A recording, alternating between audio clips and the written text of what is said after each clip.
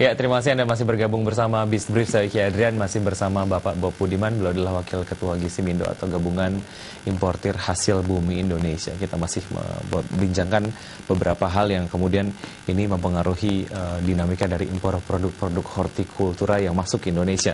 Oke, yang juga dibahas beberapa waktu lalu di Bisbrief adalah pembatasan kuota produk-produk hortikultura impor yang masuk ke Indonesia. Bagaimana ini juga menjadi satu hal yang Anda permasalahkan dalam dinamika dari impor produk-produk hortikultura ke Indonesia, Pak? Iya, Pak. Ya. Jadi kan saya dengar kan, Pak, oleh Kementerian Perdagangan sebagai kepanjangan tangan daripada Kementerian Pertanian kan, Kementerian Pertanian kan penentu rekomendasi, Pak. Jadi kesannya kan karena desakan dari petani dan sebagainya, padahal kan kemarin pernah dibahas adalah, ya itu kan kalau petani minjem duitnya sama ijon aja, terus jualnya tengkulak sudah habis, Pak. Belum lagi kembali pada waktu konsumen memilih kan terkait kualitas, terserah konsumen mau pilih yang mana. Jadi sebenarnya produk lokal dengan impor itu kan menjadi suatu produk-produk yang harmonis, memunculkan varietasnya, jadi membuat rakyat Indonesia lebih suka memakan buah. Ya kan, Pak. Nah, kalau ini dibatasin, saya dengar katanya mau dibatasin nanti, umpama jenis jeruk dengan jumlah sekian, dilarang masuk ke Belawan pada tanggal dan bulan tahun sekian, hanya boleh masuk pada waktu sekian. Lah, itu nantinya, Pak, contoh nggak usah jauh-jauh, Pak, saya bicara di luar konteks, garam kita aja yang sembako, garam beriodium untuk konsumsi, 500.000 ton baru-baru saja diimpor, Pak. Nah, itu pertanggungjawaban pemerintah dalam hal ini bagaimana? Menerbitkan kuota, tetapi begitu kekurangan barang, kan diimpor, Pak. Ya kan? Nah, jadi itulah yang disebut importasi itu sebenarnya bila diteliti dengan seksama, mengacu kepada demand dan supply, maka itu menjadi instrumen yang strategis untuk pemerintahan. Jadi kalau membatasi sesuatu, artinya kalau terlampau kurang, ya akhirnya kan kekurangan, Pak. Begitu garam langka, beli garam harganya naik, Pak. Nah terus kalau saya pekerja, gaji saya tetap katanya UMR 1,5, berarti kan nanti pengeluarannya lebih besar, Pak. Sedangkan anak saya ada 2. Nah gimana? Siapa yang mau nanggung saya punya biaya hidup? Saya harus hutang sana, hutang sini. Kan seperti itu, Pak, yang terjadi bila buah ini dibataskan, ya mungkin akan menjadi seperti itu lagi, Pak, yang terjadi. Keadaan fenomena yang terjadi menurut saya gitu.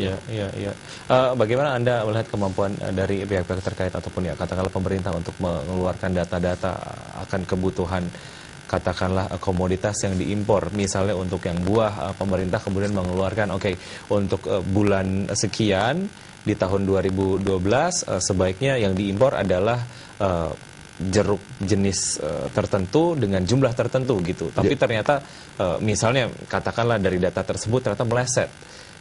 Yang terjadi adalah seperti yang Anda sebutkan tadi, ada kejarangan ataupun istilahnya. Sekarang mau bagaimana cara mengambil satu bentuk parameternya, Pak. Contoh kentang, Pak.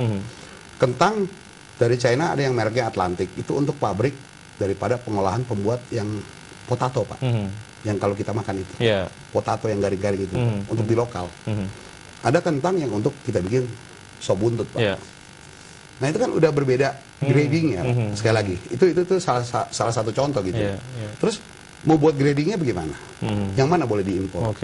Nah seperti contoh yang ikan aja kan kemarin kurang di Muncar bawa Banyuwangi dan di Medan, sampai mereka menjerit perusahaan pengalengan karena nelayannya tidak mampu menghasilkan, nggak berani ke tengah-tengah laut karena 5 bulan terakhir karena kuotanya sudah ditentukan gitu ya, dan itu adalah dari data yang kemudian dikeluarkan oleh pemerintah. Ekspor. Jadi kan dilematis, Pak. Akhirnya pasar yang membutuhkan tidak ada barang, Pak. Nah kalau berani menentukan begitu, berarti kan harus diawasi dengan ketat, Pak. Permasalahannya loh, yang sekarang terjadi aja, kemarin terakhir daging juga kurang, Pak. Yang ada di Jakarta kekurangan daging, Pak. Untuk daging sapi. Padahal kuota untuk kebutuhan di Jakarta katakanlah sudah dikeluarkan dan ternyata tidak sesuai dengan yang dikeluarkan oleh pemerintah. Saya sih cuma mengambil suatu contoh aja, Pak. Yang saya takut adalah begitu diberlakukan nanti 3 bulan kemudian, belum yang tadi kita bicara, ya kalau dibuka kemudian diadakan pembatasan dalam arti kata dikuotakan dan sebagainya. Waduh, Pak, itu ya saya takut saya sih ya bukan apa-apa ya. Saya sih pedagang siap jadi pengangguran, Pak. Artinya nah terus karyawan saya mau dikemanain, Pak? Belum karyawan daripada pasar swalayan tradisional terkait itu kan sama juga mensejahterakan yang satu kelompok umpama petani memunculkan kelompok pengangguran yang baru, Pak. Kan jadi lebih baik sebenarnya kan ya political will dari pemerintahan lebih baik ya membantu dong petani juga. 3 bulan sampai dengan Juni 2012, apakah ini menjadi satu waktu yang cukup supaya pemerintah dan juga pihak terkait menyiapkan infrastruktur dan lain sebagainya? Setelah jeda berikut ini kita akan lanjutkan. Baik, Pak. Ya, baik pemirsa, kami akan segera kembali setelah jeda berikut, jangan kemana-mana.